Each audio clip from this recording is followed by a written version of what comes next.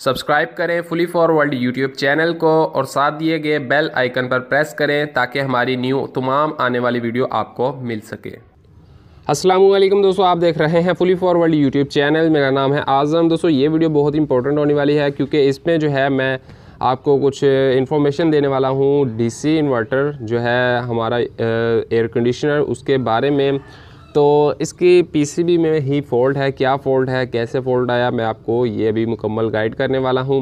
दोस्तों आउटडोर की पीसीबी में आपको पता है कि जो हमारा नॉन डीसी इन्वर्टर होता था उसमें जो है सिर्फ इंडोर यूनिट में एक पीसीबी बोर्ड होता था, सर्किट बोर्ड जो है वो इंडोर में सिर्फ होता था। आउटडोर यूनिट में कनेक्टर्स वगैरह लगा दिए जाते थे या फिर बस नॉर्मल वायरिंग। तो उसमें जो भी फॉल्ट आता था, यानी कि अगर कोई आउटडोर जल्दी ट्रिप हो रहा है, कोई एरर आ रहा है, तो वो हमारे फ़ैन स्पीड, ब्लोअर मोटर या फिर ज़्यादा से ज़्यादा जो है सेंसर वगैरह का ही फॉल्ट होता था। लेकिन इसमें आपको पता है कि जितने इन्वर्टर आ चुके हैं एयर कंडीशनर उतने ही ज़्यादा उनमें डिफरेंट एरर्स कोड हैं। अब ये जो है ये मेरे पास ओरिएंट का जो है डीसी इन्वर्टर है, इसमें एरर था E1 और E1 मैंने रिसर्च किया तो E1 एरर जो है वो इसके टेम्परेचर सेंसर का था। आउटडोर टेम्परेचर सेंसर या फिर इंडोर टेम्परेचर कंफर्म नहीं, लेकिन सेंसर का था। यानी कि तो सेंसर वगैरह हमने टेस्ट कर लिए, चेंज करके देख लिए, तो वो फॉल्ट जो है वो क्लियर नहीं हुआ। यानी कि अब हमारे जो सेंसर है फॉल्ट कंफर्म उसका था, लेकिन सेंसर के पीछे कुछ कंपोनेंट्स लगे होते हैं उनमें भी इशू आ जाता है। ये पीसीबी बोर्ड है, इस पीसीबी बोर्ड में जो है अभी क्या चेंजिंग हमने की है और क्या फॉल्ट जो है वो हमने पकड़ा है, हम वो आपको यहाँ पर अभी दिखाएंगे।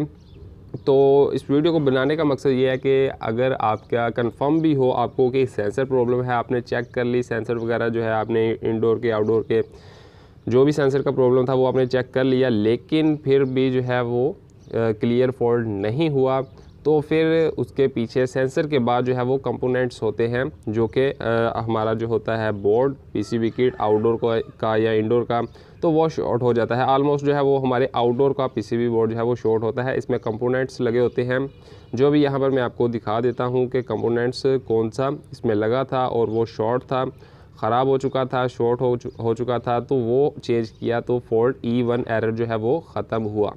ये है हमारे पास कंपोनेंट। तो ये कंपोनेंट्स वगैरह जो है आपको आउटडोर पीसीबी किट में देखने को मिलेंगे। तो ये जो है कंपोनेंट्स, ये वाला शॉर्ट था तो शॉर्ट है, ये हमने चेंज किया तो हमारा E1 एरर जो था वो रेक्टिफायर हो गया, वो क्लियर हो गया।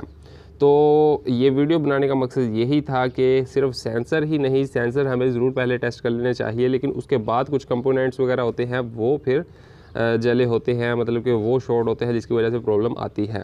तो दोस्तों आई होप कि आपको वीडियो अच्छी लगी होगी। अगर वीडियो आपको अच्छी लगी है इस वीडियो को लाइक करें यार, लाइक ज़रूर किया करें, ज़्यादा से ज़्यादा वीडियो को शेयर भी किया करें। अगर चैनल पर न्यू है तो इस वीडियो के नीचे रेड बटन पर क्लिक करके सब्सक्राइब भी ज़रूर करें।